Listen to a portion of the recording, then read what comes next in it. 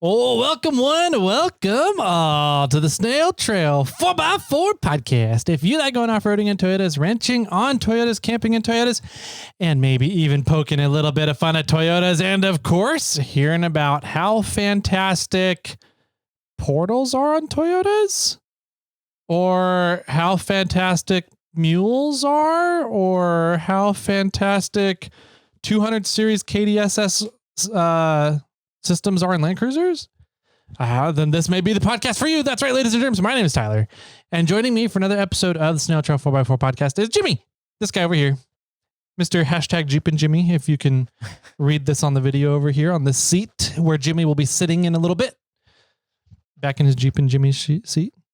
How you doing, man? I'm good. Yeah, thanks. How are you? Good. Yep. Glad to hear it. Yep. Tummy full? Tummy's full. I'm feeling good. Awesome. Yeah. Yep. Good Mexican food today. Rehydrated. Ooh, there you go. With quesadilla grease. My favorite. Yes. Man, we got a fun show for you guys. We got indeed. Professional podcaster back on the show. We've had him on multiple times in the past. We're catching up with him because we haven't had him on in a bit. So yeah, for sure. See what he's been up to. Well, we got a few things that we need to cover before we get to our fun interview of the day. And our interviewee is actually this month's sponsor. Yeah. So that's pretty cool. Got him on day one. Yep. Happy Labor Day, by the way. Yeah. Oh, it is Labor Day today. Yeah. Wow. Yep. Happy Labor Day to all you laborers out there. Hopefully you're not laboring. Yep. On Labor Day. I thought that's what you do on Labor Day is you labor. No, it's the anti-Labor Day. Yeah. Well, I've been doing it wrong for a long time. Yeah, me too. But you're not in a labor. I'm not in labor. No. Or a part of a union. Oh, that's true. I'm not in a union either. Yeah. So you can work. All those union people, they don't work on Labor Day. I give my employees the day off too. Oh, fancy. Yeah. I still work though. I still work. I don't understand what that's about. Actually, I probably won't be working, but yeah, nice. We'll see. Okay. Maybe recording a podcast. We'll find out. Okay. But anyways, happy Labor Day to all you guys out there. And big thank you. I guess we should let the cat out of the bag because he's the month's sponsor. Big thank you to Stellar Built for being this month's sponsor. We've got a radical bag, sort of a trasharoo-ish thing, but it's a monster bag from Dobinson's. I can't get I'm trying to here. We're getting it standing up on the video for you guys here.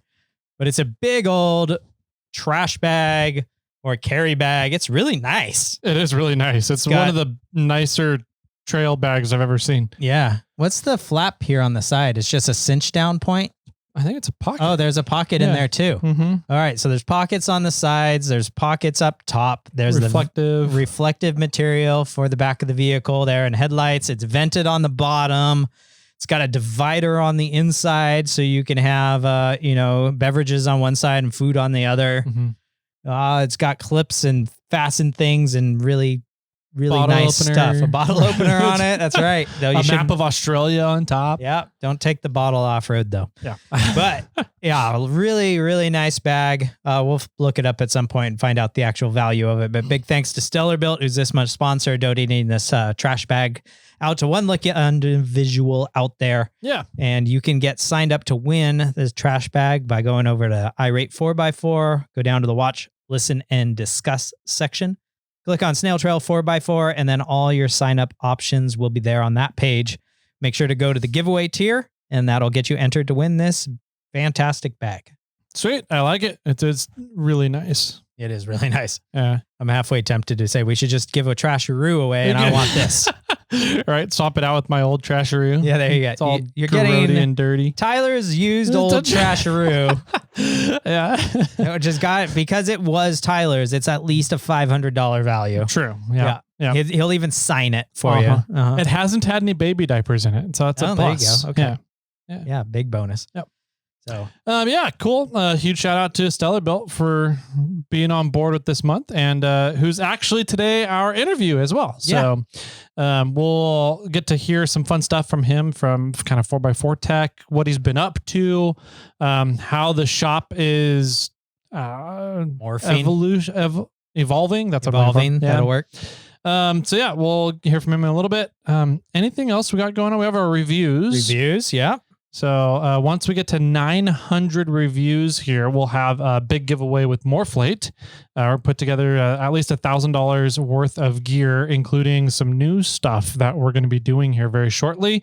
Just waiting for it all to be ready to announce the launch of it, but that stuff will be included with the reviews giveaway here at 900 reviews. Did I hear a rumor in the warehouse that some of the stuff might have arrived? Yes. Ooh. Yep. Okay. That stuff we're looking at launching, I believe, the end of September. Okay. So it's going to be last week of September, first week of October, somewhere right around there. Got it. Jim's month. Jim's month, right? I get 2 months. It's great. Cheater. Yeah. But yeah, that's already back in the... Have you not seen those yet? Nope. Oh my God. Nope. Yeah, you'll have to go check them out. All right. They're nice. So anyways, we got that. So that's reviews. To get signed up and entered for reviews, all you have to do is leave a review. If you can find ways to leave more than one review, which requires multiple iTunes accounts, you can do it. You just have to be able to prove that that was you that left that review on somebody else's account, which means you have to have access to that account when we ask you about it. So go leave reviews. Other than us giving away cool stuff for reviews like Onyx Elite memberships, a Morphing, Yokohama tires, a winch. We try and make those a lot of fun. It is really one of the best ways that you guys can help us on the podcast, spread the word about the podcast. Because a lot of the search algorithms when it comes to podcasts and people searching 4x4 or off-road or rock crawling or snail trail, a lot of the algorithm takes into account reviews. So the more reviews we have, the more we have coming in, the more people we get listening to the show and the more big kind of giveaway stuff we get to do. Yeah. So that's great. It all goes back to you guys, really, is what it is. And if you don't want to leave a review, then just roll down your window and scream at the car next to you and tell them to start listening to the SnailTrail4x4 off-road podcast. Yes. And we can just get more listens that way. Yeah. Perfect. All right. But I think we should say that so we're rolling up onto 800 reviews. We are giving away an Onyx Elite membership for 800 reviews.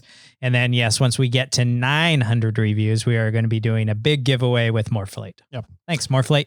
You're welcome, Jimmy. Yay. Anything else? What else do we got? We have a winner to announce. I think we'll do that on Thursday. We can't do it right now because it's technically not the end of the month yet. That's true. So it'll be next Thursday. Yeah. So yeah, I'm out next week. Yes, you are. I already think I have a backup plan for Monday. Okay. And then maybe I'll get the assistant to come on, or maybe I'll do a solo episode for Thursday. Okay. And then maybe, and I love how we're talking about this on air. Yeah. Maybe we can record 2 snail mails today. Ah. Yeah. I was also wondering about doing a full episode again on snail mail and see if we can get caught up. No, maybe we could. Maybe we'll talk about it off air. Yeah. We'll figure that out. But we got next week there'll at least be 2 episodes, maybe not a snail mail. We'll see how things go. Cool. Let's see. Anything else that we got going on kind of behind the scenes that the listeners need to know about? No, but I do like our new microphone covers. They are kind of fancy. It definitely sticks out in the bottom of my eyeballs. Yeah. The more I can see it, notice it. So. That's true. Yeah. And it matches my cord. Exactly. Right. Mm-hmm. See, mine matches my cord too. You're so matchy. I know. Look at that graphic design artist over here at work. All right. Unfortunately, the blue doesn't match the blue, but oh well. Yeah, we got some microphone covers, really spit covers. They're not so much pop filters, but they're now colorful, so we know whose mics sneezes are which without looking at the cable now, I guess. Yeah. Anything else, man? Should we hop right on in? I know it's a little bit lengthy. Yeah, let's do it. We had some really fun discussions with Dimitri from Stellar Built. So one of the cool things that we'll talk about in the episode is that we have a lot of really cool off-road companies here in the Northern California, Sacramento region. And Stellar Built is literally 7-10 minute drive, maybe, from the Morphing warehouse here. So he came on over. We got to see him in person, and it's always fun to hang out with Dimitri and just chat about talk truck stuff and see what he's doing at Stellar Built. A lot of times when we see Dimitri, it's out on a trail. So we're having fun. We're wheeling, we're winching people.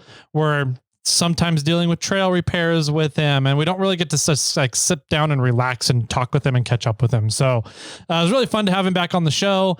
You guys have heard from him in the past multiple times, and he's been doing some really cool stuff. Absolutely has. So, always that shop is doing cool stuff. Yeah. So we'll get to chat with him and see what those cool things are. So grab your drinks, grab a snack, and we'll be right on back with Dimitri from Stellar Built. At 4 Wheel Underground, we have something for everyone's 79 through 04 Toyota vehicle. Whether you've got a Chevy Dana 60, 05 and up Super Duty, fabricated, FJ80, or mini truck axles, we got you covered. 3-link, 4-link, parallel, and triangulated suspension kits, we've got you covered. Under-bed coilover mounts, through-bed coilover mounts, trailing arms, cantilevers, custom-tuned coilovers, and air bumps, we've got you covered.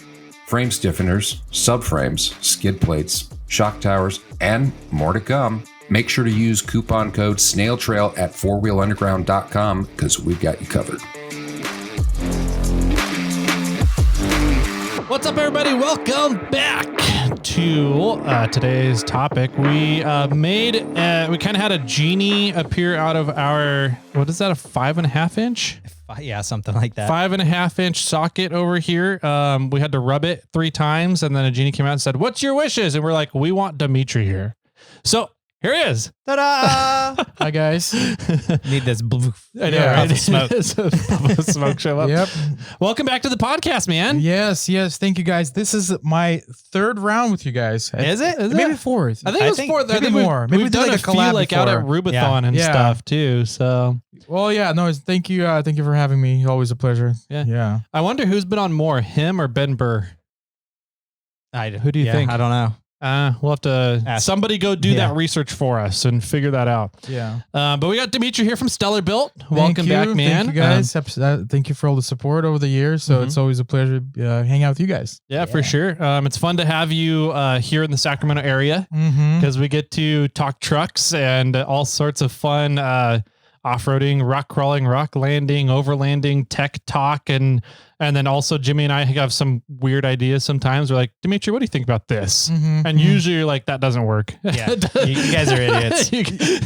Yeah, I mean, I love that kind of stuff. The thing about fabrication and when you do have a shop and like work 4x4 is that a lot of it is just really being creative, having creative solutions for problems, you know, and they're not always the best solutions, but it's just finding out creative ways to, like, you know, streamline stuff, make stuff more efficient, and you know, make it cool. Like at the end of the day, it has to be cool. It can't just be like boring. So that's one of the things I really like about what you do. There's a lot of companies out there, fabricators, shops that will make a good product, but I don't know if there's as many that put as much detail into making a good product, but also making it look good. Yeah. Right. There's a form and a function to almost everything you do and everything you put your hands on.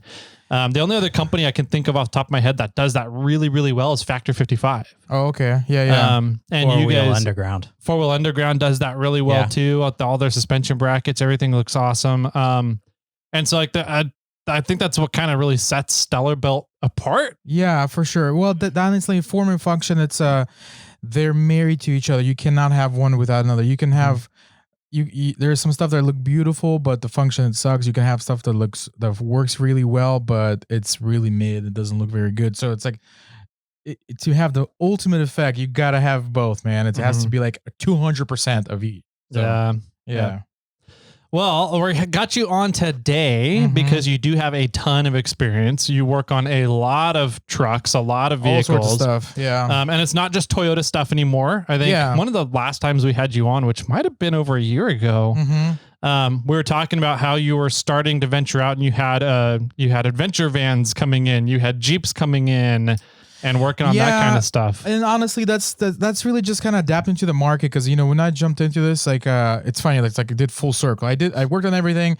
Then we just heavily went in Toyotas to a point where if somebody called for anything that's but Toyota, we would just not take him in. We like, hey, we don't work on Chevys, Fords, whatever. Like, but as and that was like in the heart of COVID. So like, you know, everybody's building everything. So and we just couldn't keep up.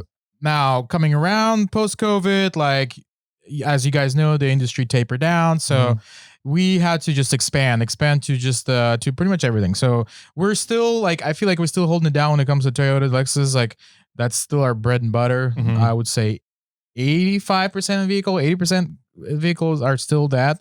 And we're known for that. You know, obviously like almost everything I drive is Toyota. Most of the shop trucks are Toyota trucks. So, but we do quite a bit of stuff on Jeeps, like a lot of Jeeps lately, and a lot of full-size domestic stuff, you know, like I don't do like any crazy diesel work, but like anything suspension related, that's all us. So Broncos, we had a huge surge of Broncos as people are buying them, and they're like, as they're becoming more like on the, you know, secondhand used market, you know, you can pick them up. Before they were like unobtainium, like now it's just like, you know, 30-40 grand, get yourself, you know, it's on par with Toyota pricing. So a lot of Broncos lately, and people are kind of beginning to venture out with those as well. Like there's more aggressive kits, more aggressive modifications being done to them, you know, so people are not just like, you know, trying to get like, you know, dance around and put a minor little lift and like, oh my, you know, I don't know if this is too much. Like, no, there's all sorts of stuff nowadays. So and then and honestly, we have like a bunch of weird stuff. Yesterday, okay, I gotta show you guys this, dude. This is what came in yesterday. This was built. Big portal shop now, guys. Check this out. This was a this was a Hummer. But get this. This was a military Hummer. That's the Humvee. That was it was a Hummer. That's a custom cab that was built. Oh shit. Yeah. So this truck has a Duramax swap, again, military Hummer. And inside, it was completely like retrofitted with everything, with like modern interior, you know, nice bucket seats, stereo system, like diamond stitching. It was ridiculous. So like, again, like we're so far from a Hummer shop. Do a bunch of portals, but this guy came in for he just wants like a whole catalog of Baja design thrown at it. So like that, and along with like is that Arnold? Huh? Is that Arnold Schwarzenegger? Yeah. He loves his Hummers. Yeah. And a bunch of little fab stuff. Like, for example, he's got, for some reason, like, so those Hummers have like you know, hooks for like helicopter pickup points. Sure. Okay. Yeah. So the Duramax swap require him to raise the hood a little bit. So like unfortunately, it's very sad, but those hooks are not longer visible. So he's like, I want to see those hooks, man. I want to let people know those hooks are protruding through my hood. So we're going to chop off those, the factory ones, which are like insane braces that mount to the frame, and just basically like, just rebuild the hooks. So just in case you're out at KOH and you don't finish the trip, and you need to have a helicopter come and pick up your vehicle and bring it back to camp for you, you know, just if you just need a quick little airlift, you're kind of over it.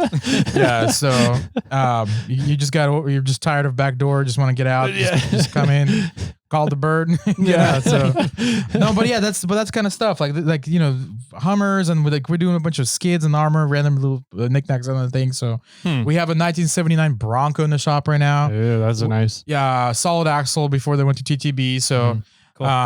You know, just making that kind of like it kind of started off as just a regular like a rebuild because it's just old, but now it's turning into kind of like a resto mod. It's looking really good. Cool. So you know, we live EFI and all the stuff, all the engine, like we're putting coilovers on it. So still Dana 44s, like the stock ones, but it's kind of like it's got like some pep to it. So nice. Yeah.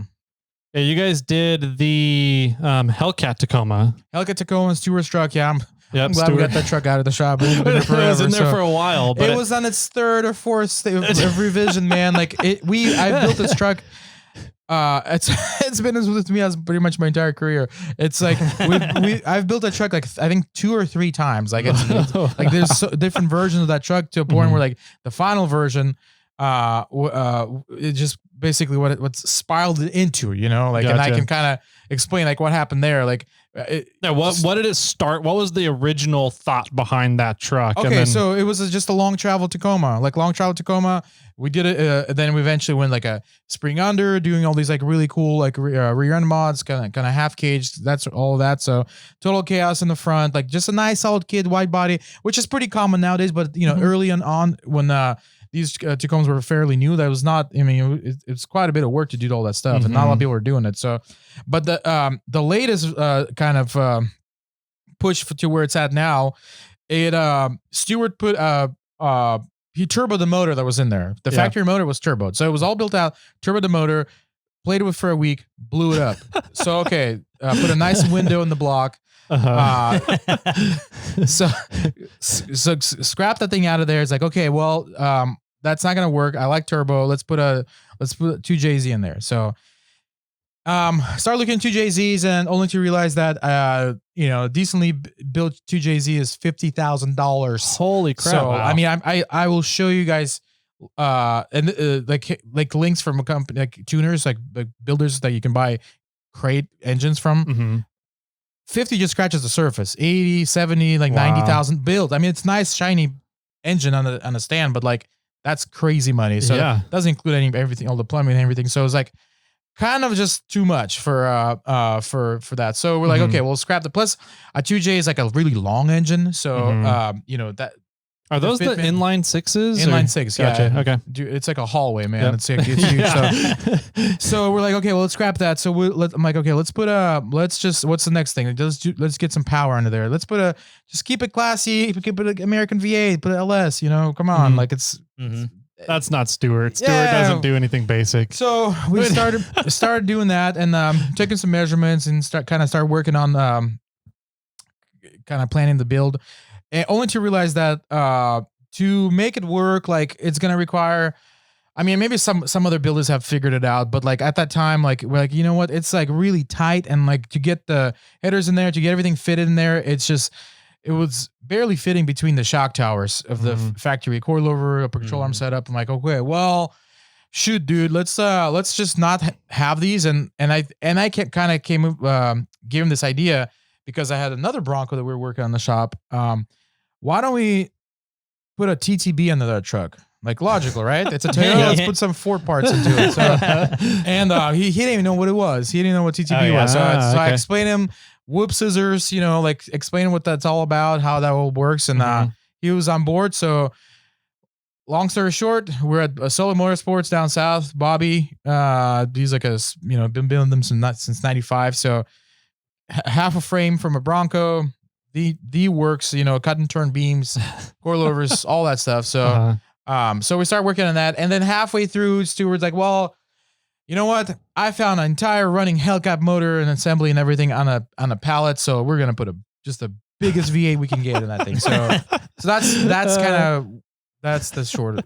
Yeah. Wow. So, and then from there, obviously like all the supporting mods, and then like, okay, well, shoot, man, it's got a lot of power, so you need a bigger rear end, and like, well, you gotta have to make sure it's safe. So like, rather than half cage, start doing a cage that ties into the cab, and at the end of the day, it's a Toyota with a Dodge motor with a Ford suspension. So like, and like a Camberg rear, which I'm not even sure what that's based off, but so it's just a cab that's left in the front, and the section, like the center section of the frame. So. Yeah. Everything else is just all custom. Yeah. So. I was talking to Stu the other day, and he said he wants to bring it back to you and put just monster tires on there so he could drive upside down. He's putting 40s on it. I think the truck was built around 37s, and he was at the shop last week. He's like, he's putting 40s on. I'm like, all right. Do it. Only 40s? Come on, Stu. Yeah. Well, I mean, because it's like building thing, there's a lot of like cycling and measuring, make sure everything tucks and, like, just everything just works properly, So yeah, I'm sure. Yeah, that's the trick with suspension custom stuff, is that it just takes so much more time. To clearance everything and make sure everything cycles and works together. And even then, like you'll do all that stuff. You'll cycle everything on the rack, on the lift, on your jack stands, whatever, and you take it on the trail.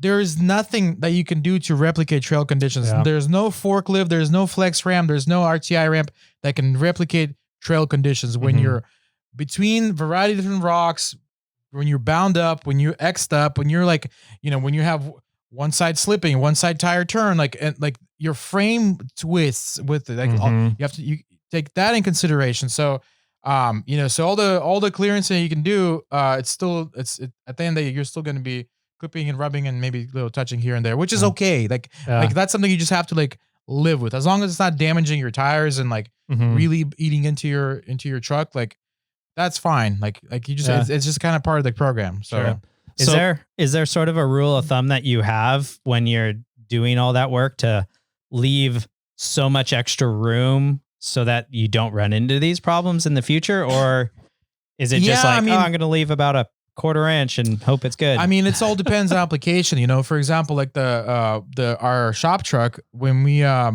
were running 40-inch tires, and those are, I mean, which is like the standard nowadays, but 40-inch on the Tacoma is a lot of tire, especially on the IFS.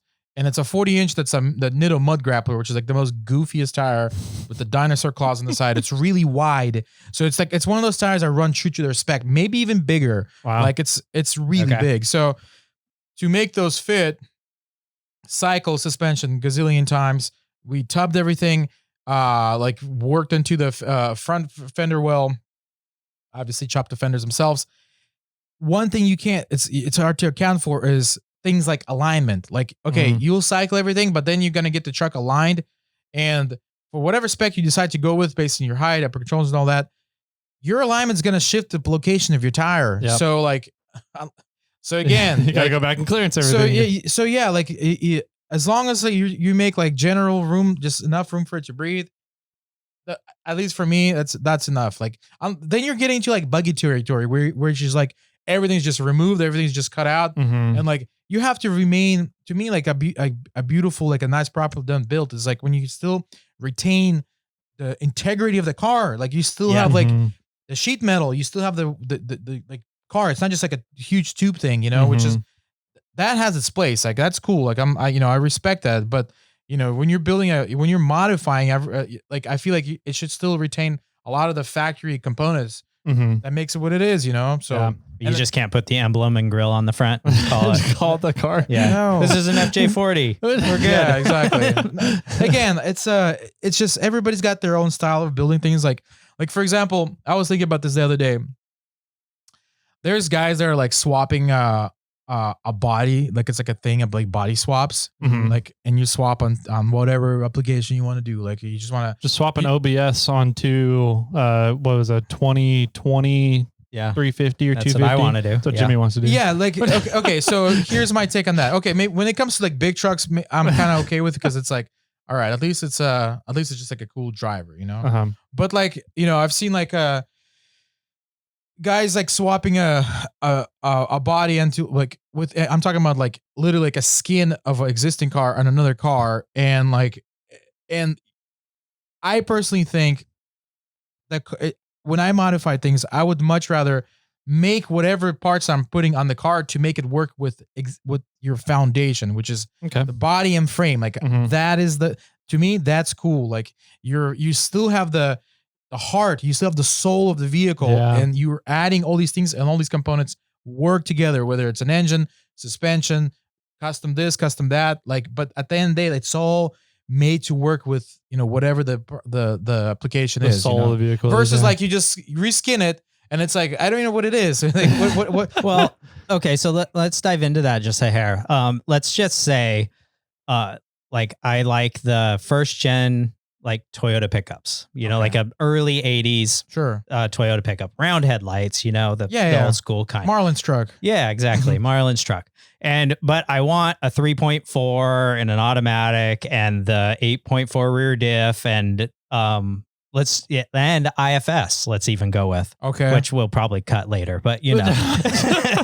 So would it be easier for me to take a body and put it on like a 2000 Tacoma, or take that old truck, you know, like a 1981 truck, and put like a 3.4 in it and put the automatic in it and get a rear axle and then wire it all up appropriately? Like how do you decipher that? So, okay, easier. Yes, for sure. You just take a body.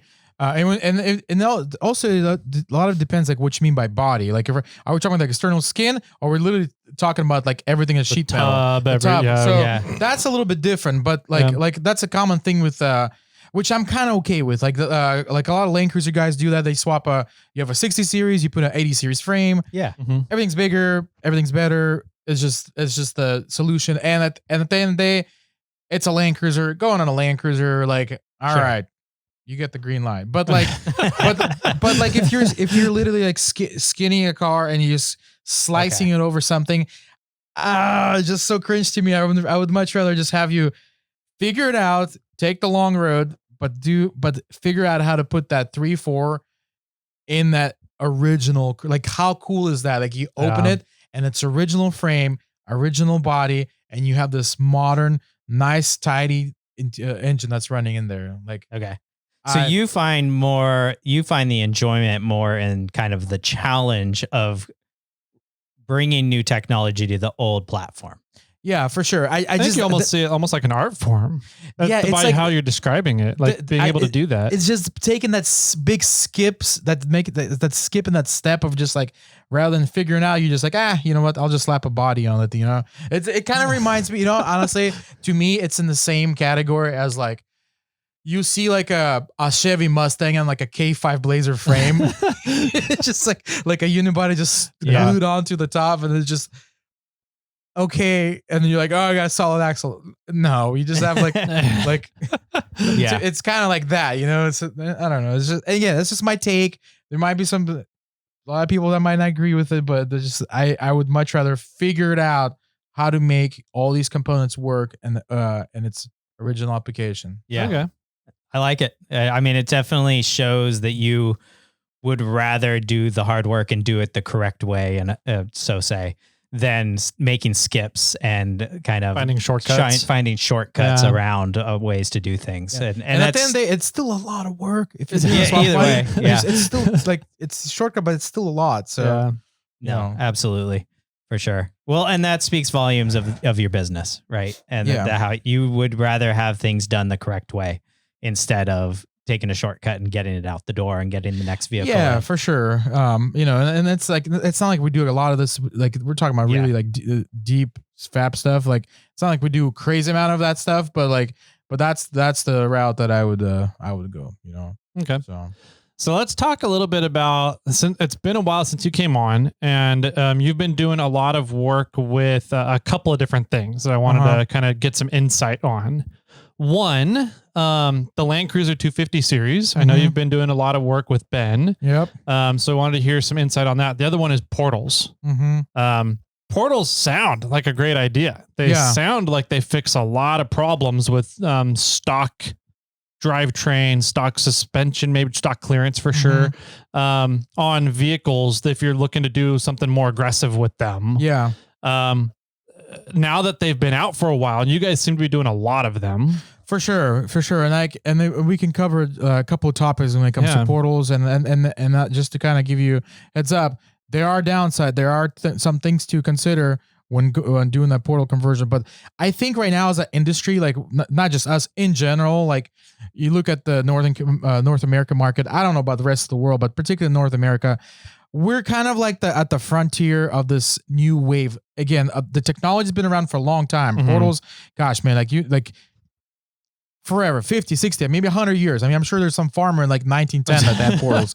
Wow. But like, as far as like being mainstream and not something that's been just like swapped out of like a Volvo 303 or whatever, like mainstream, we're at the frontier because there's all these companies are popping up. You know, there's a couple companies overseas. Obviously 74 Weld, Portal Pros, you know, and there's a couple other ones. I've been talking to some guys overseas. There's like manufacturers that are like making kind of like white labeling portals. So it's definitely becoming a thing. So, being a frontier of this industry, like kind of experiencing it firsthand, it's pretty cool. It's pretty interesting. I mean, like I'll say this, like, owning an IFS truck for me personally, I will no longer own an IFS truck without portals. I will not own unless you're gonna have like a desert runner, which is then you're not really looking for ground clearance at that point. You can argue maybe that portals will work for that as well, and there are desert trucks that have that. But as far as like simplicity's sake and like just making it work, like a nice desert truck, I'll still respect, you know, nice solid travel, keep it as is. But for us wheeling in Northern California with the terrain that we have, with the diversity terrain that we have, you know, from snow to rocks to this, that's me personally, like I will not own an IFS truck without portals. That is like after wheeling on portals, after you experience it firsthand, and its downsides, its plus sides, like that is like the absolute like ultimate solution. Okay. What about a solid axle truck though? So that's for IFS. So that's the key word here, because on the IFS you gain a lot of there's a lot of benefit, a lot of strength that comes from portals.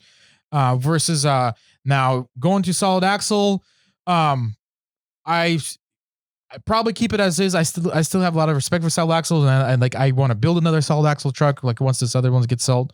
This other one gets sold? Well, we can talk about that later. But as far as like solid axle trucks and portals, that's like a kind of like a new thing. I know Jason Haynes kind of been dabbling with that a little bit. I'd like to give it a try. With it's just when you get into that territory, especially like going back to keeping the truck kind of OE, without turning it into a full buggy, you're getting into trouble when it comes to having up travel. I mean, now it's already hard enough to keep in a solid axle build low. Like nobody wants a tall monster truck. It's already challenged. I mean, you have a solid axle truck, and let's talk about Kermit. You want like keeping it low. Especially if you're gonna retain your frame and all that. You get like what 4 or 5 inches. That's kind of like the standard nowadays for. Now, okay, let's bump that up by 4 inches from the portal. So like, where are you going to find all that room? Unless your truck just gets really high. So a lot of challenges in there, which I haven't experienced firsthand on figuring out. So, doesn't the extra width? I mean, if you're putting on portals, you're looking at adding 4 inches to each side, so 8 inches in width total. Yeah, right. Would that offset the 3.5, 4 inch height you gain? And your center of gravity going up? Well, I guess the stability wise, height versus width, it helps. But at the end of the day, like, I mean, you're still sitting quite taller. Now, something to consider with portals, you're really changing things with your offset. Like you're building trucks with like plus 35, plus 40, plus 45 millimeter offset, which is, right now in the name of the game in the industry was all negative. The cooler, the wider, the better. Like, my crawler's got negative 38s. Like it's now with portals, everything gets sucked in because otherwise you just be too wide. Yeah, you can't get into places. No. Yeah. So okay, well, what are some of the benefits of portals versus the drawbacks? Because you said especially with an IFS, there are benefits and there's definitely drawbacks. For sure. What are some of those benefits and drawbacks? I'll name my top 3. So for me, primarily the biggest one is clearance. So you are not dragging your belly, you're not dragging your axles, you're not dragging anything across, especially when it comes to snowmobiling. We are in NorCal, we have the Sierras in our backyard. We do plenty of snowmobiling. It's a thing. Like we wheel year round. We hit rocks in the summer. Fall, winter comes around, we're in the snow. So, and we get a lot. So quick question while we're on that topic. Which is the wheeling season for you? Which is the wheeling season? Summer or winter? It's like for every season that comes around, it's like I begin to romanticize for this time. Like summer comes around, I'm like, oh my God, I just want to camp in the tent and just hang out by the lake and and not be miserable and cold. But then right now we're going to fall, like we're going to get our first dusting. Like I love that feeling when you go out, you're all bundled up, you have your gear, like especially me, like when I go wheel, like I also camp. I also do all these winter things, like pretty extreme. Like you build an igloo, build a fire, do whatever, It's ice fishing. Get stuck, can't get recovered, like do all those things. So I don't know. To me, everything's a wheeling season. It sounds to me like winter's the wheeling season, Jimmy. That's my favorite, honestly. Like I would say my favorite wheeling season, it would be fall. Like right now we're going into it. I really like the fall. Summer is tapering down. It's cooler and less dust in the trail. You get like little sprinkles and less traffic, but still everything's open. It's my favorite time. So I would say I will. Every year the Mad Hatters does a trip around Halloween to Spider Lake. And it's just going into Spider Lake on Friday, hang out at Spider, go hiking, swimming, whatever, and then come out on Sunday. And that is probably the trip I look forward to each year, because you either are going to have really nice weather or really shitty weather. And it seems like the past it seems like that weekend is the one weekend that like the first storms start rolling in. And last year we got blown off the trail literally We were getting 60, 70 mile an hour winds at Spider. We had to pack up at 9 p.m. and drive home. Yeah, I've never experienced. Yeah, I've never, besides snow wheeling on Rubicon, I've never experienced like bad weather. Like for the first time, I had experienced rain the other day on the trail, which was really mild. But I've never I've those like horror stories of people getting like stuck. They can't get out. They get snowed in. They, like the rain, like it's like cold. Like I don't know. Maybe I just haven't wheeled in that kind of terrain. You just haven't wheeled the Rubicon enough. I haven't wheeled it enough at that time of the year. Yeah. So, well, you also have tracks and portals and 42s. So, I mean, you have some other things going for you. Yeah, got options. So, anyways, all right, fun little tangent there. Yeah. Back to portals. You get ground clearance from them. Yeah, so it's like cheating, benefit. man. Like I don't care what kind of 40, 50 tire, whatever you have. Like I don't care what kind of axles you have or strength. At the end of the day, you're gonna if you're wheeling in the snow, you're pushing all that with your truck. Like with portals, you just hover over everything. You barely graze. If you got good tires and you've got good deflation, you're barely grazing with your top of your diffs. And it's like cheating, man. I've went through some insane terrain, which because of portals, I'm kind of like going back a little bit on tracks because it just does it. It just works, and you can drive home. So so that's a huge plus right there. Have you put the tracks on the portals? Everybody always asks me that. I think that would be just absolutely madness. Like to do that, stupid. But like on IFS truck, I think it will just like cave on itself. Like the leverage from like track to a sprocket to a portal to going up. It's just something's gonna go wrong. So something's gonna break. I was wondering. I don't even know if it'd fit on the trailer. I mean, your trailer is 102 wide, right? I mean, the tracks. Yeah, when I have tracks on, it sits basically like edge to edge. So add 4 inches to that. Right. You need one of those like wide load permits. To get to a trail. Low boy. Get like load. A pilot car with you. So. That's funny.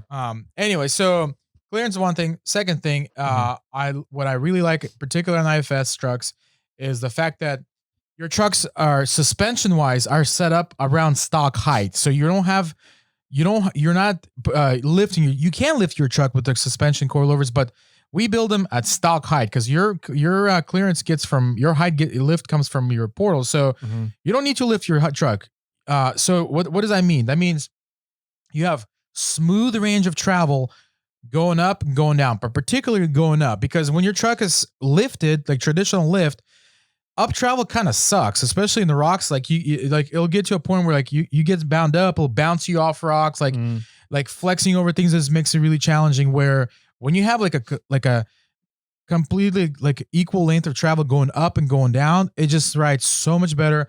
Your CVs are happy, your tie rods are happy, your suspension components, everything is nice and happy because it's nice and flat. So and that goes also to something to consider is your drive line. Your drive line also not pointing down into the rocks. Change your angles on your pinions. Oh yeah, you're like imagine like your portal sits up high, your drive line just sticks straight from your T case, runs into your diff.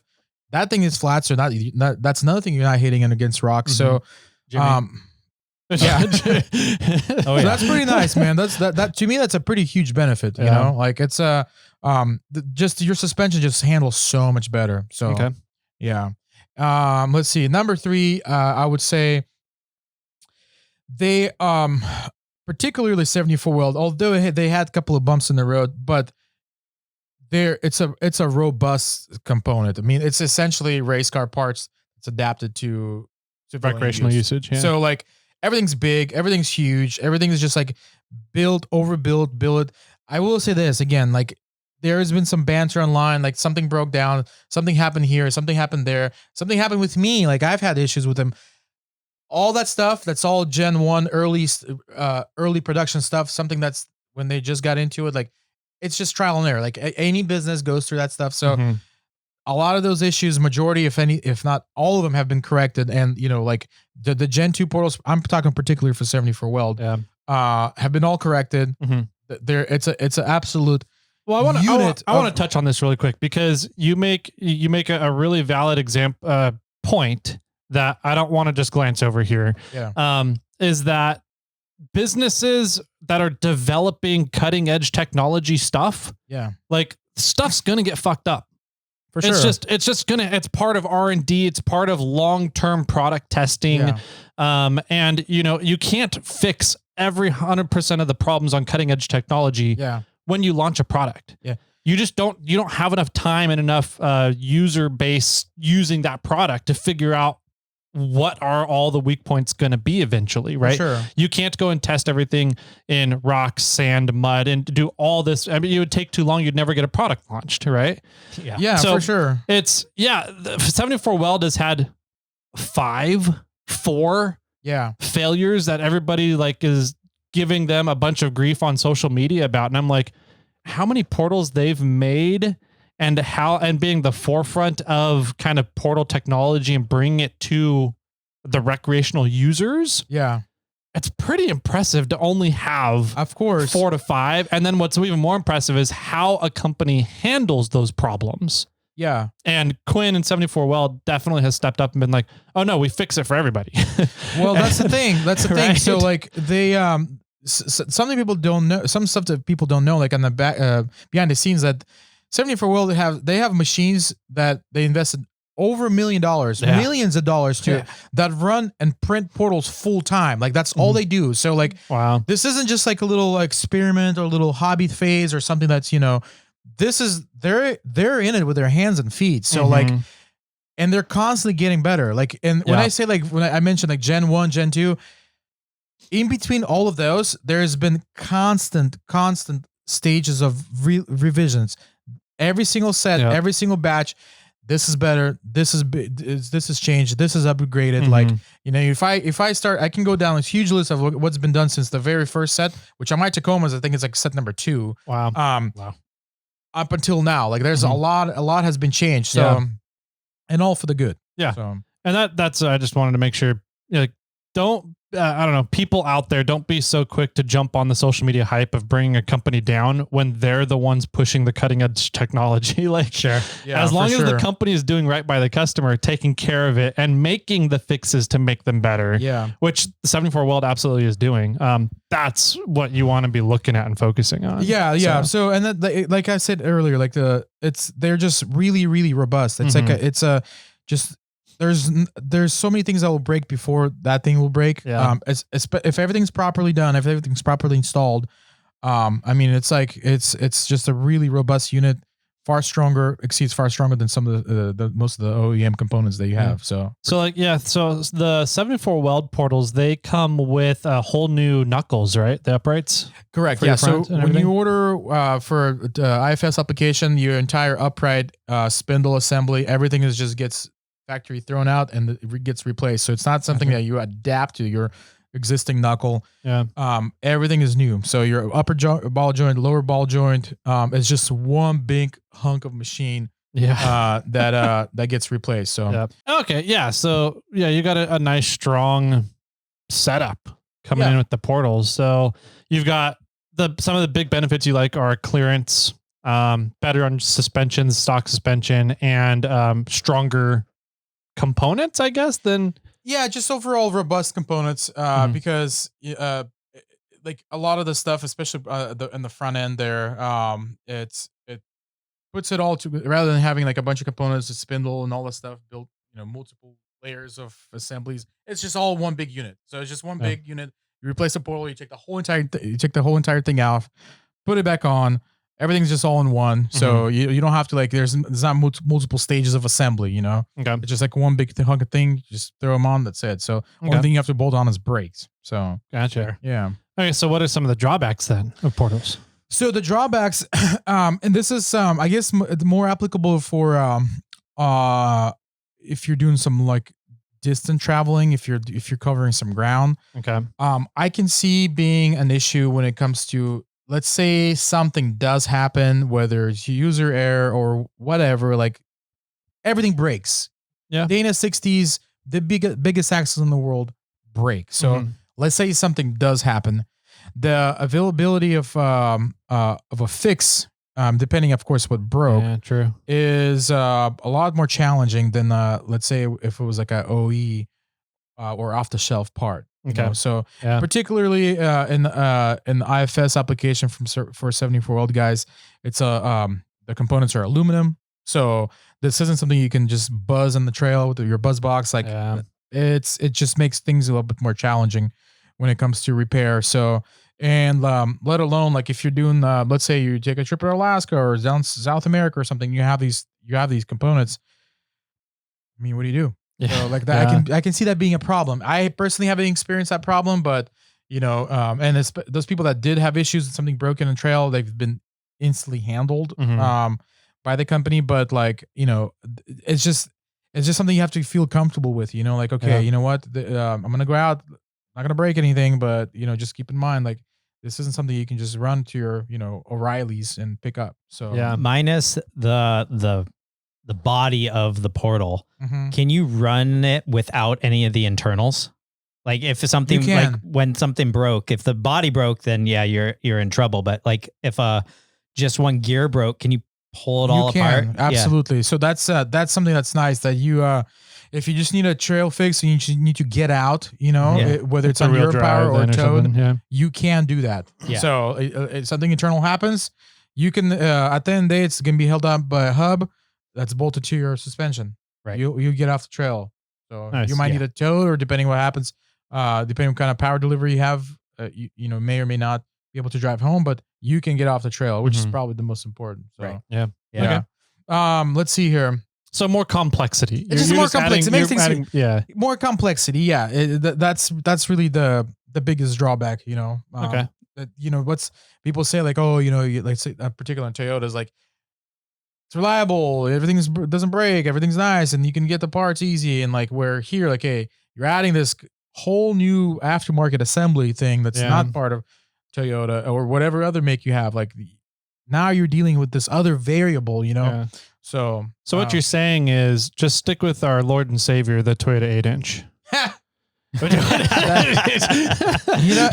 on that note, what's funny? What's crazy is that to kind of more support for portals, that the fact that like when you have a portal, you have a lot less chances of you breaking your CVs or let alone your ring gear. Like that is that's pretty much out of the question, man. Unless you're a person, maybe some crazy like gazillions horsepowers, whatever. Like that's no longer a problem.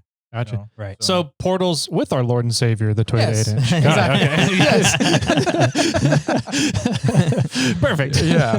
So okay. Any other drawbacks then, other than complexity? I mean, if that seems like, it's a concern, but if that's your biggest concern, an issue with portals, I think they're doing pretty good then. Yeah, I mean, you can argue like unsprung weight a little bit because they are heavy. You're adding 50, 60 pounds of a box you're basically putting a transmission on each corner of your vehicle. Like, so that's that may affect just how the truck. And there's some brands make portals out of steel. Those are more heavier, like the 74 weld stuff. So, you can argue that there's that can be an issue. I personally haven't found to be a problem, but like, because my trucks run pretty good, they drive pretty good, but that can be I see a potential problem there. So okay, that's an interesting idea. I've never thought about it that way because so you said it's unsprung weight, right? So because it's on the outside of the suspension, it's unsprung weight. It's like solid axle, exactly. You're just dragging this thing. Because I've always been like, well, you're raising the center you're raising the vehicle, so you're raising the center of gravity, but now you're adding unsprung weight to it, so it's almost counteracting the center of gravity being moved up because you're adding some more weight to the unsprung side too. Yeah, and again, like we're talking about like, let's say what 50 pounds, not even 50 pounds. Yeah. Like, because I mean, you have to consider you have suspension stuff that's getting taken off. It has some weight to it. So subtract that, minus this, plus that. I mean, you're only adding maybe some, I don't know, 40, maybe 50 pounds, if that. Yeah. So, is that, so we've always kind of understood unsprung weight to be relatively a good thing, quote unquote. It's usually a benefit than it is a bad thing. Is that typically a concern? Are you thinking that, have you found issues with having more unsprung weight? Well, I mean, you gotta look at it this way. Like, you're trying to shock tune a solid axle truck with a Dana 60 versus IFS truck. Okay. You're hogging this like 300-pound behemoth with you that's just relying on your tires, that has no shocks, is just pushing through. Where with IFS everything goes through suspension, but by the time all your gearing, everything's kind of has to go through your shocks and all that. So that's why I'm saying it's not like a crazy amount that gets added, but it's something, and that may be a factor for some, So right, and then you're probably going larger tires, and it's adding more unsprung weight. Yeah. So then you're just having to look at getting your shocks tuned properly for the extra unsprung weight. For me, again, the benefit is the fact that your suspension, all the angles are like at a proper level now. Like, it just makes things so much nicer. It just rides good, handles good. I like that, man. That's nice. Nice. So, okay. How many vehicles do you think you've put portals on now? Probably a dozen. A dozen. Yeah. I mean, we're doing one right now. We're doing a pretty crazy one right now, man. We have a Tacoma in the shop, 3,000 miles on it. The works. It's got pretty much everything you can throw at it. It's essentially a copy to the flatbed Tacoma that we have. Like a very similar build, flatbed, portals, all the supporting mod, pivot kit, all the suspension components, very similar to matter of fact, it was kind of. I think it was like inspired. That whole build inspired probably by that truck. So it's not a long bed; it's a short bed, but it's going to be a really cool build. It's got. I mean, he's putting in crazier parts. He put a Dana 60 in the back. I mean, really, really nice, like top of the line suspension components. So it's going to be a really cool build. Like, I'm going to do quite a bit of cycling on clearing and tubbing, and just making it all work. Nice. So is it a brand new Tacoma? It's not it's not the 4th gen. It's a 3rd gen like mine, but it's like a late model. It's practically. I mean, it's 3,000 miles. 3,000 miles. Yeah. That's why I was curious. I don't think it's had oil change yet. So, jeez.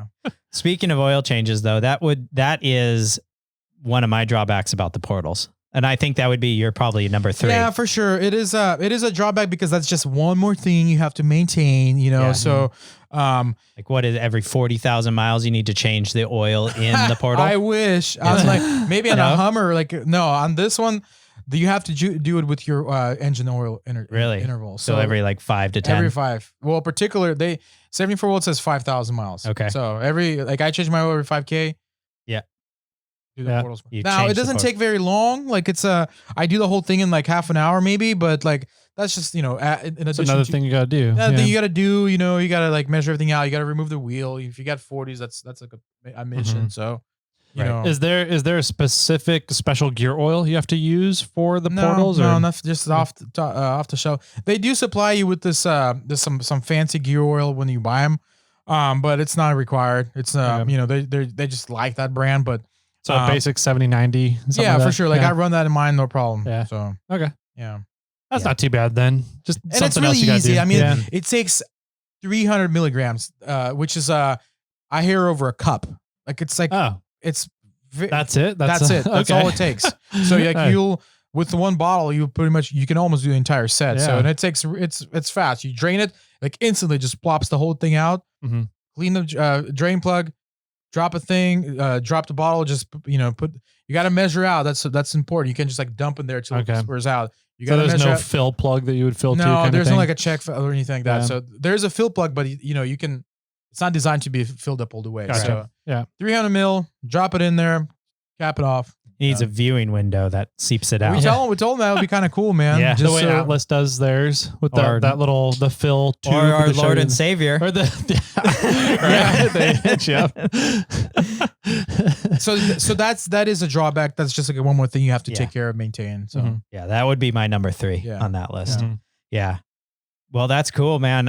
I'm excited to see the fact that they're becoming really popular. I know that they're a new industry standard kind of in a way, and I'm glad that your shop is kind of at the forefront and leading this technology off, and it sounds like you guys are doing a fantastic job. I'm super excited, man. We have again, going back to what I said, IFS, no, it won't have an IFS. So even the current vehicle that I have a Lancaster 200 series, which by the way, out of everything that I have is my favorite truck. It's an IFS truck, but it's still my favorite because it does everything. It doesn't crawl the best. It doesn't do some of the things the best, but as far as everything, it does really well. It checks all the boxes. Great family camper. Just a great truck all around. It's been through the Rubicons, been through Moab. Like I pushed it through some stuff. So you have that though. You have a 200 series up on 37s, right? 200 series on 37s, which what do you have to do to make that happen? That's not a common thing. No, for sure. 200 series, they come with these with what's called a KDSS suspension, which I'm sure you guys already know. It's this hydraulic sway bar suspension thing, which is a great system in its original design. Like if you're gonna be maybe mild lift, perfect. Handles great, street manners are good. As soon as you kind of go beyond that, it becomes a big pain in the butt. So what's nice about 200 series, just a little fun fact for your listeners here, is that 200 series is the only truck that Toyota makes that's the KDSS system is completely standalone. It's not tied into any electronics. There's no buttons. There's no computers. There's not. It's literally a standalone, separate hydraulic system which doesn't have a brain. That's just mounted to your car, so you can chop a line, you can unbolt, remove everything. Your truck will never know it. So and what's nice is that you can pretty easily convert this thing to a traditional sway bar setup. So with the front setup, as opposed to other vehicles, like say the 6th Gen 4Runner that has the KDSS. My gosh, nightmare. Like if you disable the KDSS, rip it out, cut a line or anything, the whole computer freaks out and the truck won't let you do it, right? Everything's so tied together. Like unless you find you hack it somehow, which is there's KDSS options for the older stuff that you can do that, to trick it that it's not there or turn it off or whatever. But everything is tied into your traction control, ABS, all that. So, which is not the case with the Land Cruiser. Okay. So, and right. I think the reason why Toyota did that is because being like a global platform, it's US is the only market that has that option. The 200 series, it's not even an option. They all come with it. 200 series all over the world do not have KDSS. They have traditional sway bars. There are some optional. You can buy like from a dealer with KDSS. It's like a premium option. We Americans like fancy stuff, like leather. Like Land Cruisers all come with leather. Like you can't get like a base model Land Cruiser. Like I have a friend that imports vehicles from like Dubai and whatever. He showed me a Land Cruiser with like halogen lights with like blanked out dash. With barn doors in the back. I was like, what? like it's so bizarre because to us, it's such a luxury, quote unquote, vehicle where all over the world, that's like a utilitarian vehicle, Wow. So, but anyways, being a global platform, you can scrap that thing. And particularly in my case, I converted to a traditional sway bar in the front.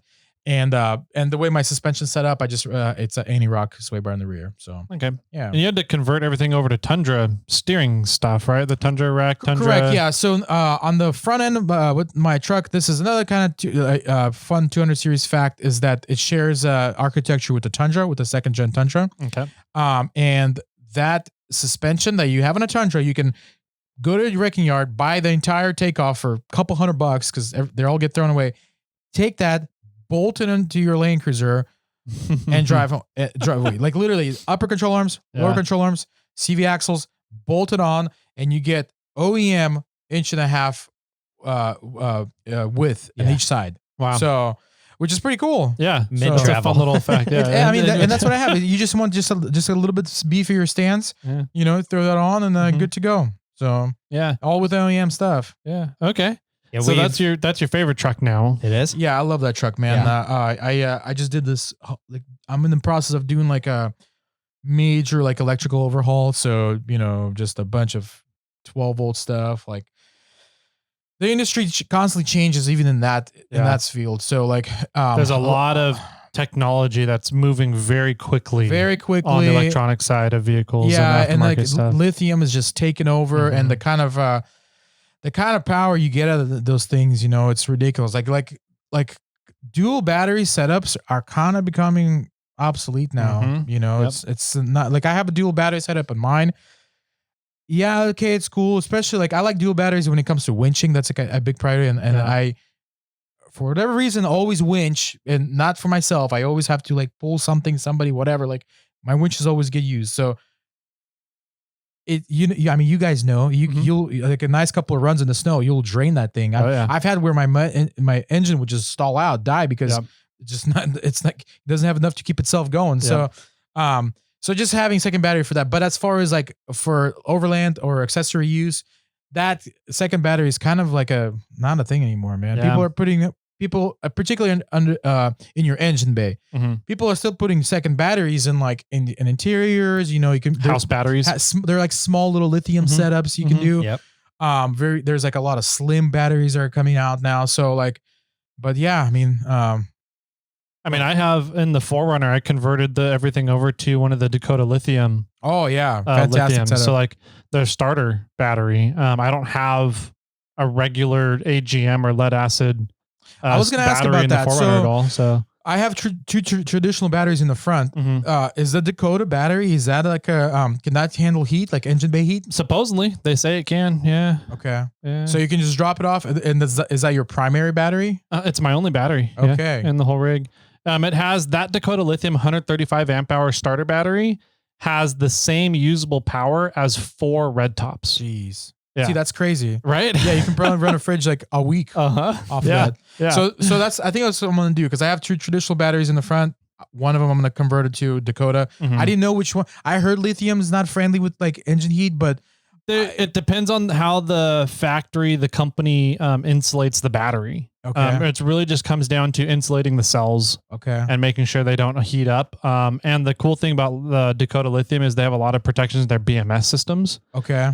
To protect the battery. So if it does start getting too hot, they'll shut it off. Interesting.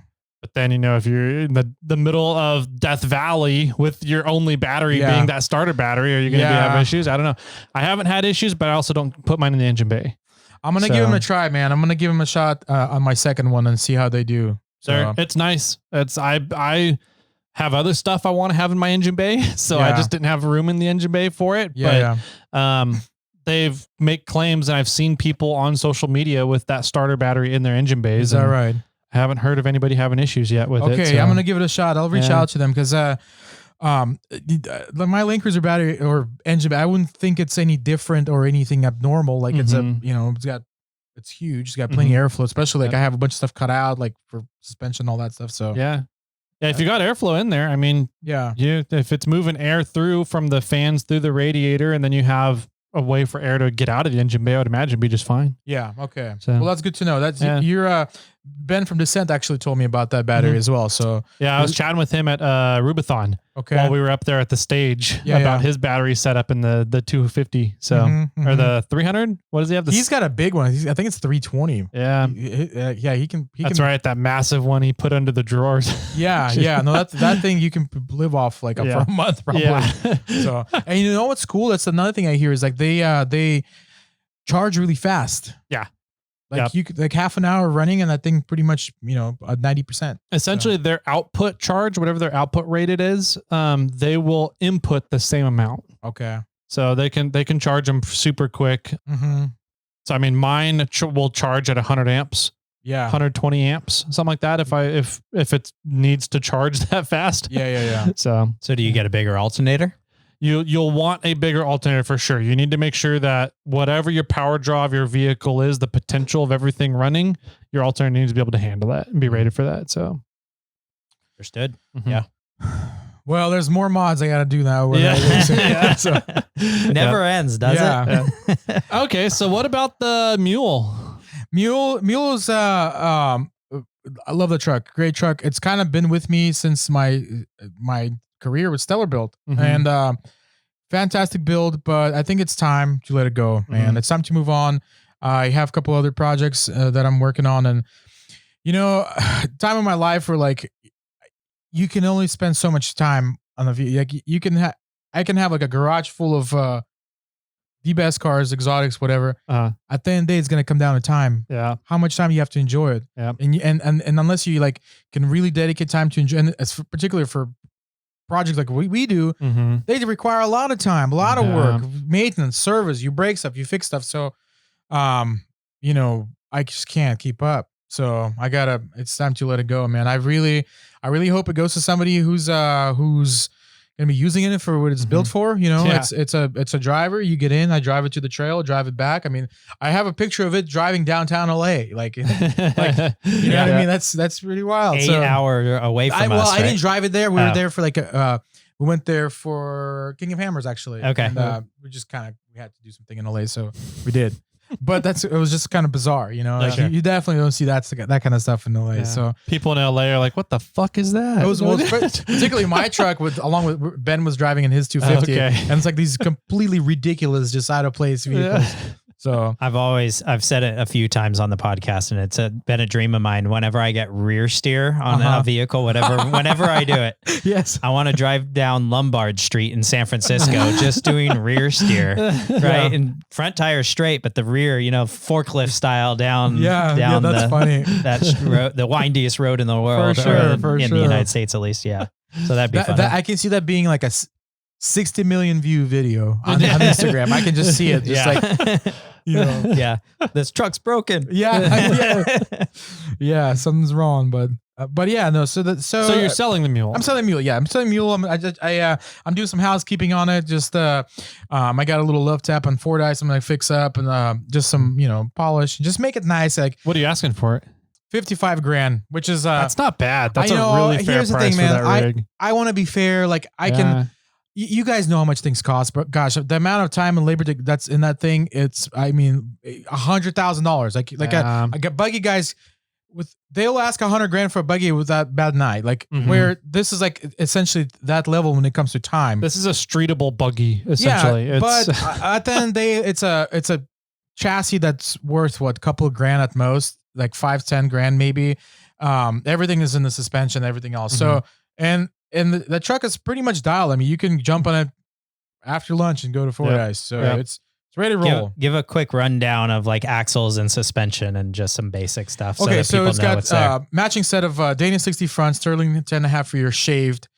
The 05 and up Super Duty. 05 and up Super Duty. It's got a ball.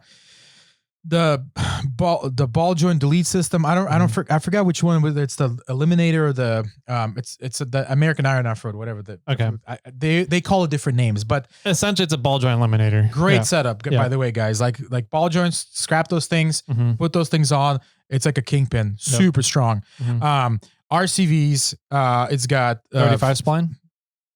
I believe so. I mean, they're big. So gosh, it's been a while since I put those on. You didn't do the direct drive. You're still running hubs, right? In the front? Running hubs, more hubs. Yeah. So okay, so you're 35 spline probably. Which is plenty. I mean, I've never had issues with them. So let's see here. ARBs front and back. It's got 14-inch coils front and back, which in the back, it's a mission to get those fitted. So custom towers, removable caps for service. So like you don't have any dust. There's nothing that's going inside the interior. There's no open holes. Dynamat rear. It's got let's see here. PSC hydro assist. It's got a bunch of fans like power steering, transmission fan. I got this I forgot the company, the little digit controller, like complete parameters, all the diagnostics, everything, like management of your engine, like everything's right there. So all my I have transmission temperature programmed into it. So like, going uphill, like I gotta see that stuff, so let's see, fully rebuilt transmission, all the Borg Warner components, like that thing is, I blew it up, rebuilt it, and overbuilt it. So like, it's probably the strongest transmission in the 4th gen. Yeah, so, 4th gen transmission around. Yeah, so Marlin Crawler taco box, 3 sticks. So you got a 4.728 in the factory 1-to-1. So it's got double carton drive lines with spares. Let's see here, 20-inch KMC grenades, 42-inch tires. Putting brand new rings on it, just because the current ones are beat. Let's see here, nice clean armor, king bumps all around. Everything's truss. Both axles are truss, powder coated, aluminum 3-inch. I think they're 2.5 or 3. I don't remember. Aluminum links. So there's a company that's a new guy up the hill that make parts for side by sides. They're just getting into like a crawler market, and we work with them to make these, like kind of help them market these links. Wow, really nice. I mean, it's like a full on race car stuff. Yeah, so 3-inch, that's huge. Yeah. It looks great, man. Looks like super strong. I just went to metal cloak joints for comfort because I drive it a lot. Like I had all these like 3 different kinds of joints on the thing. Love the metal core joints. So those got maybe 1,000 miles on them. So Switch Pros, a bunch of Baja stuff, some electronics, some little mods here and there, air compressor. I mean, the interior is very clean, very minimal. I don't have like, there's really no need for anything else. Like it just everything works, AC works, everything's good. So it does need like a couple of things like knickknacks, like any other project, but it's one of those things like not a priority for me, and I have like a gazillion other things I need to do. So on other projects, which is I'll let the next owner deal with it. So but no, it's a great truck, fantastic truck, man. Love 3-link front, 3-link front, 4-link reverse rear. So no panhard bar, and everybody always asks me how the thing works, how it handles. Get in it, drive it to New York, man. It works really nice. I've been on the trail multiple times with the Mule. That thing works. I love that reverse triangulated, man. Oh, it works so well. That's another thing. Like any link setup I do on the Toyota has a gas tank on the side. I'm doing that 4-link. It works. It's easy. 4 bars. Like no panhard. No weird thing to diagnose if something's like clunking. It's perfect. So. People look at it and they're like, how does that work? You got to remember this is rock crawling, or we're not jumping this vehicle. Jumping. Here's the thing to consider. Even jumping, I mean, your suspension, how much is it going to drop? Everything's strapped. So like, I'm not like dropping like 3 feet of like suspension movement there. So I don't know. That's right. The key there is that, everybody thinks, well, the top bars are reversed. So when the axle could drop out, your pinion could point straight up. But the thing is, you have it limited. You have to drive like 5 feet for it to do that. Like, well, sure. We're talking about like 12 inches here. Like, exactly. Like you've done the math, you've done the articulations, you've done it, you've made it correctly, and you've limited it appropriately so that there's not any movement on the pinion. For sure. It's funny. Like you put on the lift, you lift the truck off the ground when I'm like working on it. The suspension hangs on basically on straps, which is like right before it taps out on coilovers, and there's no difference. I mean, I don't know, a couple degree difference on the pinion. Right. Like people, I don't know what kind of. How can you possibly flip your axle? Like, gosh, you have a lot more problems than that. No, exactly. But that's what people see and think, right? They're like, wait, it's going to rotate, and your pinion's going to move so much, and it's just that's not the way that it works. No. So that's pretty much the gist of it. I mean, it's just a good it's an absolute weapon, man. Yeah. So at $55,000, that's, in my opinion, that's a steal. You look at people selling Wranglers, like a 4-door Wranglers, JLs, JKs, with similar setups. Yeah. And they're going to be asking 80 to 100 all day long on those things. Yeah, for sure. And this is one of its kind. I mean, gosh, anywhere I go, anywhere in the trail, like just constantly get asked. Like I go to get gas at a gas station, people just walking up to me, talking to me about it. I always have to do my little spiel, like just explaining everything to them. So it's definitely definitely like a attention getter, like catches a lot of, people are always kind of like intrigued, like, whoa, Wait, that's a 4th gen? Yeah, exactly. So it's definitely one of those rigs that stands out, and it's definitely well built, and it's one of those that you could just buy right now, drive it to any trail and wheel and have a blast. Yeah. And it's got a really cool like mods that we were talking about, form and function. Like, I ran my exhaust super high out of the way through the cross member. So like you're reversing, you're not hitting any of your pipes, you're coming down rocks, you're never hitting anything. And it just looks super cool. Like it's like, it just spoots right through the center there, like an exotic, like a Ferrari, So I like that. That's cool. Yeah. So it works really well. Everything on that truck is really well done. So, if anybody's interested, 55, that's a steal, man, for that truck. Like I said, I'm just doing a couple of housekeeping stuff, but if somebody's interested, I literally just started posting stuff on my story last night. Like I'm going to do like an official post, maybe really kind of push it in the marketplace if it doesn't move now, but and honestly, at the end of the day, I don't need to sell it. Like I still, I can still wheel it. It's not great, but I think it's just time. Yeah. And I saw that if you use hashtag Truck Norris, you get a discount or something Truck like Norris, that. you get a discount. Yes. A kickback. Mike. At checkout. Yep. There's only one item for sales. Nice. Yeah. Well, okay. Anything else? I don't know. It's always a pleasure having you on the mics, Dima. It's you guys do so much out there at Stellar Belt. And it's always fun to hear because I love what I really like chatting about you with is that you guys deal with so much stuff. So whenever there's a question about like, hey, can I run this or can I do this? It's like you've already been there and done it and figured it out and gone beyond my question and answer, that you can tell me all the answers and everything that needs to get done and how to do it correctly. It's like the Google AI of putting shit together. You're like, Dima, can this be done over here? The Dima AI. This and this. You know, it's funny. Like, you know, what's the craziest thing about like, to this day, we'll see some of the gnarliest. Tyler's Google My AI. Google just came on. She has an opinion. That's what So, no, we still have stuff like, gosh, man, some of the most bizarre, weirdest issues and like stuff. We like just when you think you saw everything, something will walk through the door. I'm like, what the heck? Like, it's crazy, man. So, yeah, nice. But yeah, no, absolutely. Thank you guys for having me, man. It's always a pleasure. I'm glad you guys are so close, man. Yeah. You know, I was thinking the other day, like NorCal, Sacramento in particular, but let's say NorCal. Let's kind of spread a big blanket here. It's kind of like a thing here, man. It's kind of like a scene, like totally as far as like unique to anywhere else in the United States. Honestly, I don't know of anywhere else where it has this kind of like rock crawling, the off-road scene that we have. Like we have like a really good amount of population, like a dense population, Bay Area taking that consideration. We have all the wheeling in the Sierras. We have everything. We have desert nearby, like, and everything around the coast and just kind of in the valley. Like there's just a lot going on there, and there's a lot of people like making waves. You know, there's a lot of great shops and a lot of good quality work comes out. A lot of new stuff popping up. So I mean, if you think about it, here we've got Stellar Built, Morphloids here. We've got Snail Trail. We've got WFO. We've got Metal Cloak. We've got Rough Stuff. Hot Metal Fab. Ben from Descent's right there. Descent is up here.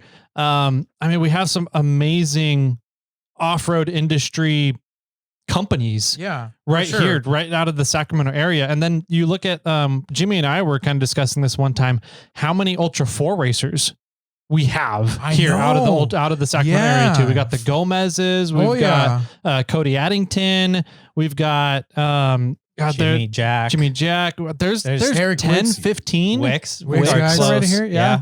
10, 15 like big name Ultra 4 racers here out of the Sacramento area too. Yeah, it's for sure. It's totally a hub. Absolutely. Of this kind of rock crawling mecca, I guess. For sure. It's definitely a scene, and like the builds that are coming out of like NorCal it's pretty impressive, man. Like a lot of Tacoma guys are building stuff, whether it's shop built or like garage built, home built. Very cool, man. It's like there's like it's definitely, you feel like a synergy, like because a lot of the stuff like why is Silicon Valley so successful? A lot of people, everything gets feed off of each other, you know, and that's what's happening here. Just like the Des guys down south, we kind of have a little thing going on here. True. So. Why do you think that is? Is it because the Rubicon or Fordyce, because these epic trails that are nearby and they're pretty close to this area and a fairly big metropolitan-ish city?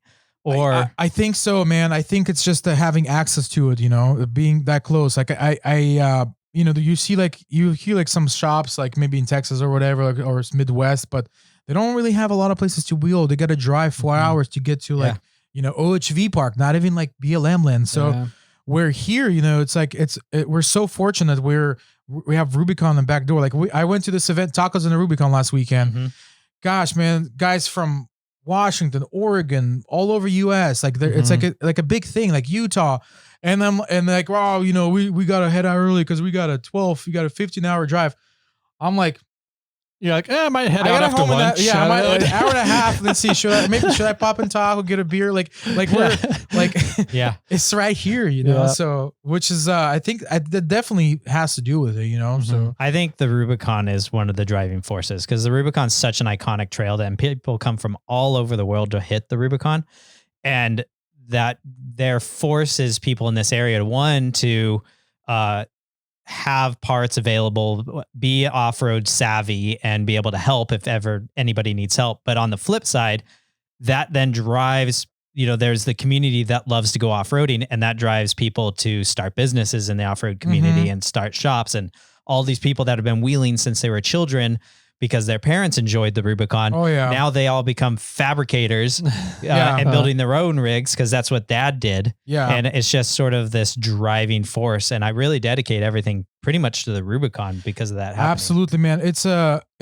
magical place. There's no trail that's better than the Rubicon. And a lot. I know there's a lot of people that are kind of tired of Rubicon becoming like, really busy and all that. I tell you what, if you're into 4x4 and if you have a decently built rig, I encourage you to check out Rubicon because to me, like I remember as clear as day, like that first time I went, it was almost like a holistic experience. Like it was so beautiful. It checked absolutely every single box on your off-road experience, from views to its challenges to its length. It's like a multi-day trek. It's beautiful, and it was like you get to swim, you get to like experience culture, you get to experience history. Like where can you do that? Like there's nothing like it. So, and plus, I mean, the fact that it's like you got by Tahoe, like that's a thing in itself. Like the location where it's at. Gosh, man, I mean, I'll be wheeling that thing till the day I die, bro. Like there's nothing like it. I agree. I think that. I think a lot of people overbuild their rig and say the Rubicon's too easy and it's not what it used to be. And to some extent that's true. Yeah. Like back in the early 2000s, late 90s, the trail was drastically more difficult. But it's on the scale of how beautiful it is, the knowledge of the trail, like the history of the trail. There's nothing around that can beat that. That's what's cool is that yes, okay, it's easier. You can commute your way through it. But if you want to have some fun, it's plenty. It has there's still plenty of bonus fun. Bonus lines, plenty of stuff to do. Plenty. You get yourself in trouble. Absolutely. So like, okay, maybe it's not like a trek where you like guaranteed to be denied, but like. It's great. Like I personally, I don't know if I would want it to be any more harder. Like I enjoy, like it's challenging enough to test your rig. Like I feel pretty confident going through the trail.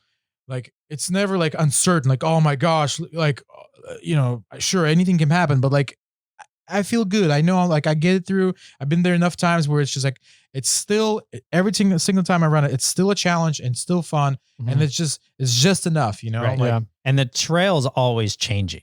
Always super dynamic. Yeah. So it's like, oh yeah, I used to be able to walk this and now there's a boulder in the way. And what do I do? Keep it right now. Yeah, exactly. Exactly. Yeah, that's funny. Well, cool. Awesome. It's always fun sitting down with you, Dima, having you come on. We did bring a prize. I did. Yes. For somebody. I think we're going to run that in October, correct? No, aren't we doing September? Or sorry, so this is August. We're still in August. So September coming up is a Stellar Built month. So the monthly giveaway is going to be this pretty freaking sweet. It's I want to say a trasharoo, but it's not. It's a Dobinson's trail bag. And dude, this thing is heavy duty. Oh yeah. I think the big issue that I see with a lot of trasharoos is that they just kind of disintegrate. They just fall apart. They fall apart over time. This isn't going to fall apart. This not for a while. Yeah. But it's a sweet one if you guys are watching the video on YouTube. Dobinson's trail bag, vented on the bottom. It has a divider inside to keep your compost separate from your recycling. Built it. So there's a can opener. A bottle opener. Yeah. Okay. I thought you added that. That's how it came. So that's funny. That's awesome. Lots of bags, compartments on it. Little pockets to have extra stuff, and it just goes over your spare tire. So yeah, no, it's cool. This is sweet. So we'll have this during the giveaway for the month of September, Stellar Built month. Yeah, dude, thanks. Yeah, the listeners say thank you as well. So, well, we talked about that in the intro, how to get signed up for that. Anything else, man? No, I think we're good. Why don't you tell everybody where you're at, Dimitri, and how they can get a hold of you if they have portal questions or anything? So easiest one, we're on Instagram, social media, Stellar Built. Just check us out. We have a pretty active story that we post. Like if you just kind of want to see behind the scenes, like the day-to-day life. And, I try to keep it pretty diverse. We have, it's not just like lift kits and stuff. Like, well, it's just a variety of, whatever that's cool in the shop. So that's one thing. We have our YouTube channel. And there's Stellar always Build. something cool in the shop, which is rad. Yeah. Stellar Build YouTube channel. We got some pretty cool content there. We try to keep up with it. We'll take breaks here and there, but otherwise a lot of cool stuff in there. We have like a rig check series where we do walk around in rigs, but like we point out stuff that we think is cool, like, and we choose each vehicle, you know, so that's pretty cool. So, you know, Facebook and all that stuff. If not, we're obviously located in Sacramento, so if you guys are interested, you can always pop in. We have a showroom, you know, we have service advisors, and we love giving shop tours. So if you're in the area, come by. We'll show you what we do, what we're all about. So just pop in. You don't need to buy anything. You just hang out, you know. Yeah. Like, we are passionate with what we do, and we love sharing that with, you know, everybody else. So you have some comfy chairs there in that waiting room kind of too. So I've sat in those a few times. Yeah, for sure. If you want to get a hold of us, I'm Jimmy over at SnailTrail4x4. Tyler's over at 4x4 Toyota Tyler. And you can always phone in and be a part of our snail mail episodes, 916-345-4744. Sweet. I like it. Final words to wrap up the show. Little tidbit to leave everybody with. Jimmy, what do you got? I unfortunately have to say that the assistant shot down the idea of buying the Mule. I tried to propose it to her as a good family rig, and she said no. So sorry. I'm not buying it. I'm considering it. And you see, I'm not taking a no, bro. So sounds good. Would you do a receipt for $17? Yeah, I can actually see whatever you want. Yeah. You can do it a charity donation. You know, Perfect. Dima, final words for everybody out there today? Well, I just wanted to tell a big thank you to you guys. You guys have been a huge supporter of Stellar Build since day one. Gosh, man, like, we did a podcast. I believe, I think we did one at your house. Well, like a long time ago. Yeah. So, we did. I remember. So, and that's been a while, man. It's like, so I just want to give a big shout out to these guys right here. Like, you guys have been with me since day one, and I really appreciate that. So thank you. I will say that very first interview we did with you, you showed up in a Ford. And this, that's true. And this interview, you showed up in a Toyota, so you learned. You're growing. So there's that's progress. It's progress. Baby steps. All right, and with that, everybody, don't forget, keep crawling.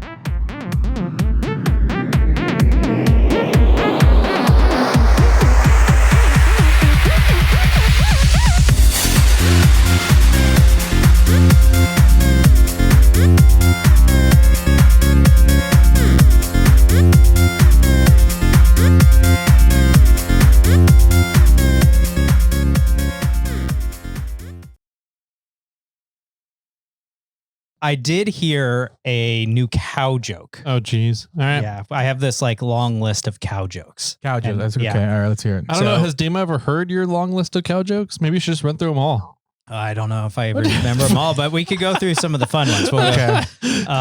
What do you call a cow with 3 legs? Oh my gosh.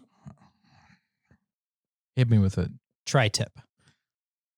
How about a cow with 2 legs? Yep, keep it coming. Lean beef. Yep.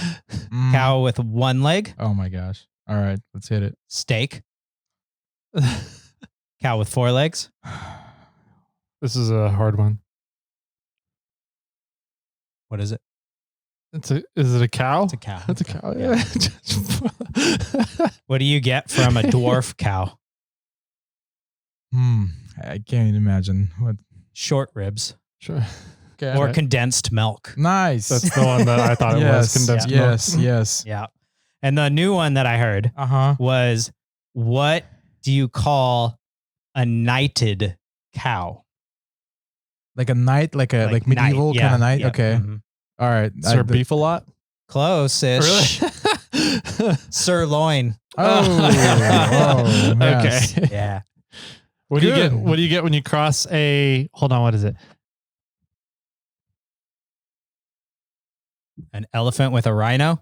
No. What do you get when you cross a cow with a desperate man? I don't know. Let's hear it. Beef stroganoff. Oh, there it is. Nice. All right, you got enough jokes to play. Get that out of you, okay? Yes, got that. Yes, get the chuckles out. So, how does a farmer count his herd? Oh, gee, I don't know. With a calculator. Okay. I'm gonna bring some of these back to my kid, man. We're doing cow joke family night tonight. So. There you go. Perfect. pick them up on the karaoke stage. Hey, all right, everybody.